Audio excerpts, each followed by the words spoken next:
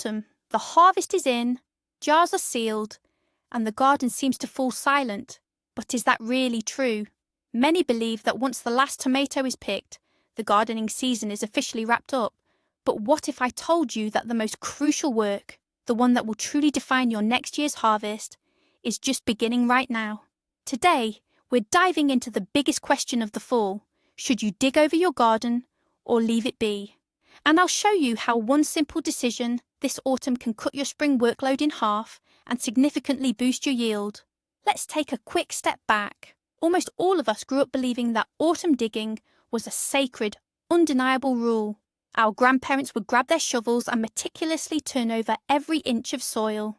The common wisdom was that it helped combat weeds and pests, while keeping the soil loose and airy. However, modern agricultural science has a different perspective, and we're about to find out why. Let's kick off with the biggest debate: to dig or not to dig. For many gardeners, it's arguably the most heated discussion, akin to Shakespeare's "to be or not to be." But for your vegetable patch, to truly answer this, let's stop seeing the ground beneath our feet as just simple dirt. Instead, imagine our soil as a vast, vibrant, multi-level city, a city absolutely buzzing with life that we often don't even realize is there. Each floor of this city is home to its own unique residents. We're talking billions of bacteria, fungi, and countless other microorganisms. Every single one has a crucial job and specific conditions it needs to thrive. On the upper levels, the penthouses, live the aerobes. Just like us, they need oxygen to survive. They're busy breaking down organic matter, making the soil airy and nutrient-rich. Down in the basement levels, deep below, you'll find the anaerobes. These little guys, conversely, can't stand oxygen. It's deadly for them.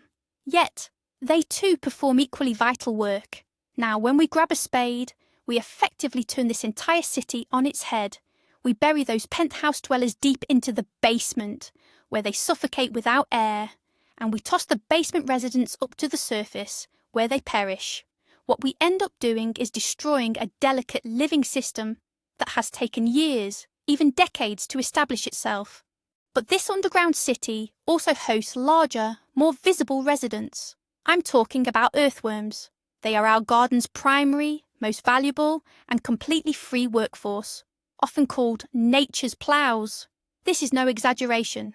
Every day, they perform a colossal task, digging hundreds of meters of tunnels, thereby aerating and structuring the soil.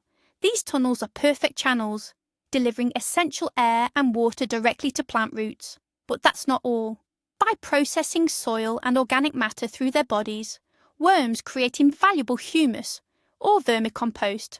Quite simply, the best fertilizer in the world. Now imagine what happens when a sharp spade blade invades their world. It's not just a disturbance, it's a disaster.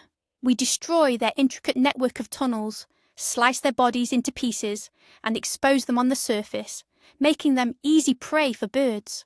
Every autumn's deep tilling is a devastating blow to the population of these indispensable helpers, and the fewer worms we have, the denser and less fertile our soil becomes. Many gardeners believe the primary purpose of autumn digging is to combat weeds. The logic seems simple enough. You turn over the soil, expose the weed roots to the surface. They freeze and die over winter, leading to fewer problems in spring. While this sounds logical, in practice, the results are often quite the opposite. Let's imagine the soil not just as a home for plants, but as an enormous seed bank. The upper layers of the soil hold countless seeds, patiently waiting for their moment. Many of these can lie dormant for years, even decades, until the conditions are just right for germination. So, what exactly happens when we dig? We essentially shake up this seed bank, like a gambler shaking dice. Seeds that were peacefully dormant deeper down, posing no immediate threat, are brought to the surface exposed to light and warmth. In effect, we're giving them the green light for a massive spring invasion. And for the weeds that were already growing, we often just chop them into pieces. For many, like quackgrass, each small segment of root can sprout into a new plant come spring. Ultimately, instead of getting rid of weeds, we often end up creating double the work for ourselves the following season. So does this mean we can just sell our shovels for scrap metal or bury them deep in the shed, never to be seen again? Not so fast. Like any rule, this one has its exceptions. There are specific situations where autumn digging isn't just justified, but absolutely essential. The primary and most crucial instance is with heavy, clayey, or easily compacted soils. You'll recognise them instantly. After a good rain, they turn into a sticky, dense mess, and once dry, they form a hard crust that's almost impossible to break, even with a crowbar. Air struggles to penetrate these soils, depriving roots of vital oxygen. And this is precisely where your shovel comes to the rescue. In the autumn, right before the first hard frosts, this type of soil should be dug to the full depth of your spade, but with one crucial caveat. Absolutely do not break up the clods of earth. Just leave them as large, unbroken chunks. Over the winter, the relentless cycle of frost, snow and moisture will do all the heavy lifting for you. Water, freezing within their pores, will expand and effectively shatter these clods from the inside out, making the soil significantly looser and more structured. By spring, all you'll need to do is give your beds a light rake over. The second scenario where deep soil cultivation is absolutely essential is when breaking new ground. If you've acquired a new plot that hasn't been tended for many years and is choked with a dense mat of perennial weeds, a superficial treatment simply won't cut it, unfortunately. The root systems of weeds like couchgrass, ground elder, or bindweed are so robust and intertwined that they form an impenetrable carpet. To clear this out and prepare the ground for your desired plants, serious intervention will be required. Here, autumn double digging, meticulously picking out roots and turning the sod over grass side down, is an absolute necessity. Yes, it's back-breaking work, and yes, it does disrupt the soil's natural structure, but in this particular case, it's an unavoidable step that will lay the foundation for your future garden. In subsequent years, once the land is established, it will be both possible and advisable to switch to less invasive techniques, but to begin with, you simply can't do it without a spade. So, unless you're dealing with virgin soil or tough, heavy clay, you can put that spade away. But that doesn't mean your garden bed should be left untouched. The soil has compacted over the season and needs to be loosened up. And this is where our new best friends come into play. Garden forks and the Fokins flat cutter. These tools allow for a shallow, gentle approach to soil cultivation.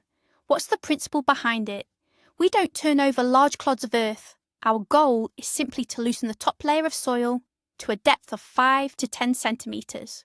If you're working with a garden fork, you simply stick it into the ground and gently lift, rocking it back and forth. The soil will lift and crumble, but the layers won't be mixed. If you have a flat cutter, the task becomes even simpler. With light sweeping motions, you simply cut and loosen the top layer of soil. This is perfectly sufficient to improve air and moisture access while preserving the intricate structure of the soil city and not disturbing its beneficial inhabitants. This method of cultivation takes significantly less time and effort than traditional deep digging or tilling.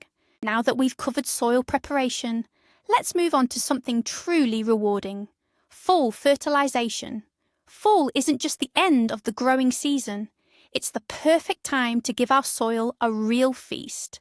It's crucial to understand the main rule of fall feeding.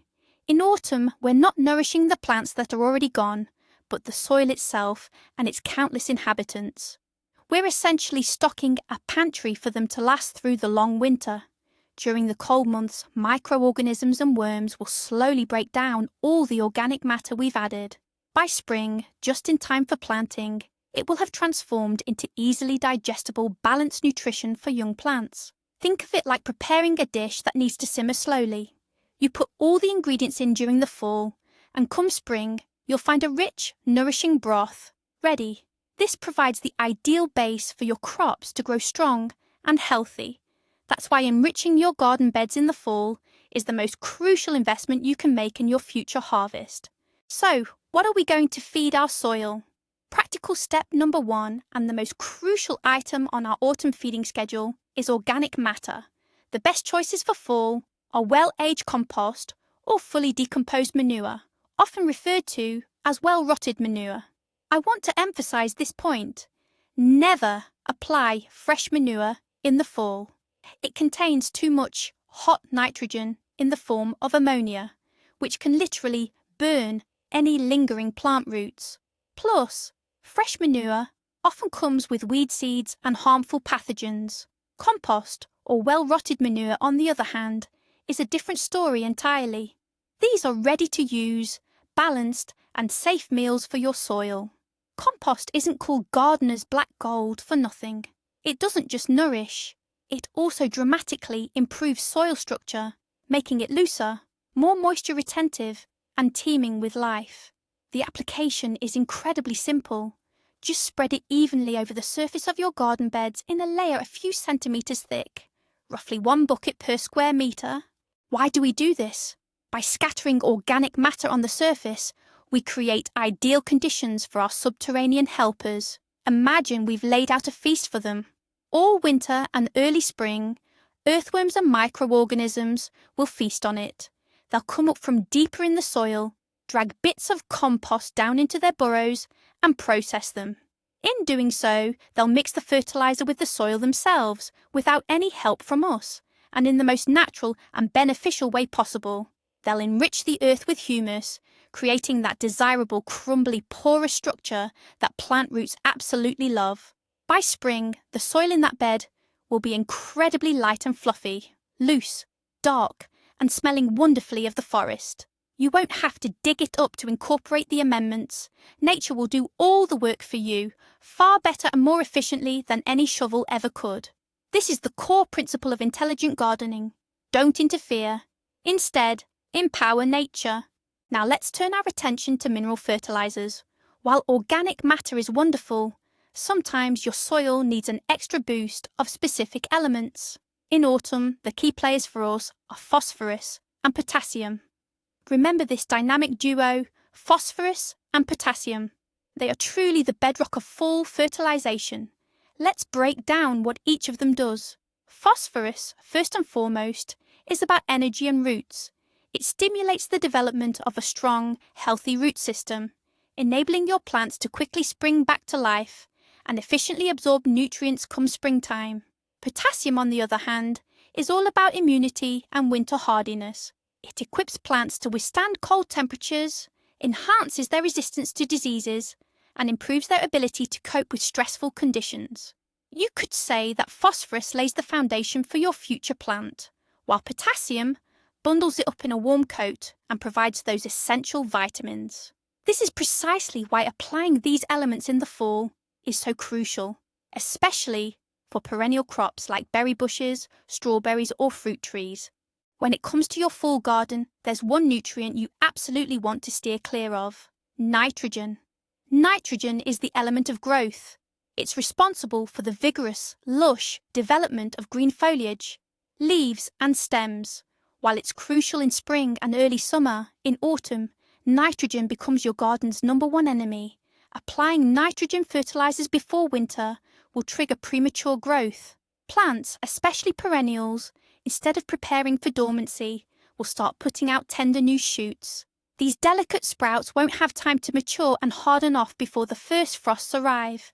They'll inevitably die, weakening the entire plant in the process. It's like giving a child an energy drink right before bedtime. So remember this simple rule. In autumn, focus on phosphorus and potassium. In spring, use nitrogen. Always read the labels carefully on any complete fertilizers. Look for those with minimal or no nitrogen, N, and high levels of phosphorus, P, and potassium, K. Ideal autumn choices include superphosphate and potassium sulfate, So how do you properly apply these mineral granules? The process is incredibly simple and requires very little effort. Once you've spread your organic matter, like compost, over the garden bed, you can then move on to the mineral fertilizers. The most important thing is to strictly follow the instructions on the packaging. Don't just eyeball the amounts thinking you can't have too much of a good thing. Too much fertilizer can actually be more detrimental than too little. Typically, the recommended application rate is around 20-30 grams of superphosphate and 15 20 grams of potassium sulfate per square metre. That's roughly 1 to 2 tablespoons. Simply scatter the granules evenly across the surface of the bed, right on top of the compost. Then take a hoe or rake and lightly work the fertilizers into the top, 5 to 7 centimetres of soil, blending them with the organic material. This is enough to allow winter rains and melting snow to slowly dissolve them, ensuring they are evenly distributed throughout the root zone. And now for the final, crucial, yet often overlooked step, mulching. After we've loosened the soil and enriched it with all the necessary fertilizers, it's time to tuck our garden bed in for the winter. Imagine we're carefully covering it with a warm blanket. Mulch is simply any organic material we spread over the soil surface. This can include dried grass clippings, fallen leaves from healthy trees, straw, wood chips, or even pine needles. So why is this so important? Firstly, a layer of mulch protects the soil from harsh temperature fluctuations and deep freezing, preserving the vital life of beneficial microorganisms and worms. Secondly, it prevents erosion. Heavy autumn rains and spring meltwaters won't wash away the precious nutrients we've added, nor the vital topsoil from your garden beds. Thirdly, this blanket ensures the soil remains loose and doesn't compact. And finally, come spring, the mulch will effectively suppress weed growth, preventing them from even seeing the light of day. And now, for the most crucial revelation, the one that changes everything. The ultimate secret to winterizing your garden beds? There's no single universal recipe. The biggest breakthrough in gardening happens when you stop blindly following rules and start truly listening to and understanding your own soil. If you have heavy clay, give it a hand with deep loosening. If your soil is light and sandy, focus on organic matter and mulch to help retain moisture and nutrients. Instead of blindly following the to dig or not to dig dogma, you begin to work with nature, not against it. You stop undoing what has been built over years and instead help your soil become more alive and fertile. This shift in mindset is truly the key to consistent, abundant harvest with less effort. So let's recap. Instead of harsh, destructive digging, we opt for gentle soil aeration. We always incorporate organic matter, like compost.